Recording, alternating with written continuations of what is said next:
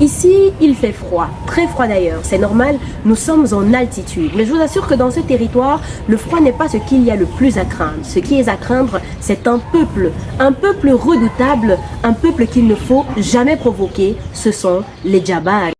On les reconnaît à leur silence, leur carrure, leur détermination. Leur totem, le gorille, puissant, massif, imposant. C'est d'ailleurs de cette tribu qu'est sorti le seul homme qui a eu l'audace d'affronter le roi T'Challa en combat rituel.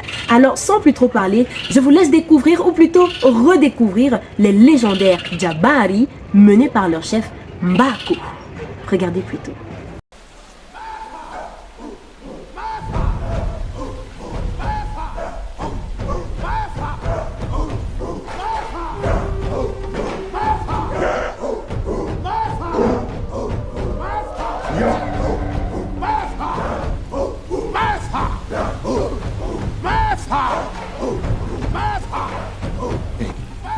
Hey, Jabari.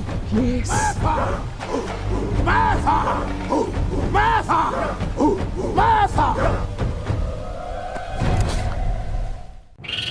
Les Jabari sont une tribu des montagnes. Ils vivent loin du cœur du Wakanda, là où la neige tombe, là où l'air est fin et là où la force n'est pas un luxe mais une condition de survie.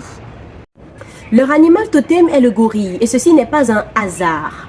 Le gorille, en dehors d'être puissant, est un gardien et un protecteur. Oui, on ne le provoque jamais deux fois.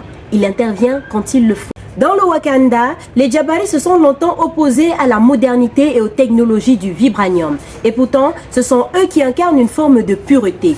La discipline, la tradition et le respect des anciens. Ils ne se mêlent pas des affaires du palais, sauf quand le Wakanda est en danger. Et à ce moment-là, les montagnes descendent. Si on devait les rapprocher de certains peuples dans le monde réel, on penserait à certains peuples montagnards du Rwanda ou du Burundi, ou encore des communautés de l'Atlas en Afrique. Voilà donc, c'était les Jabari, les hommes des montagnes, les gardiens de la tradition, les gorilles du Wakanda.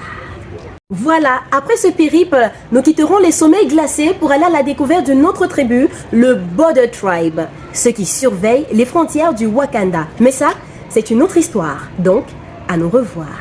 Bye bye.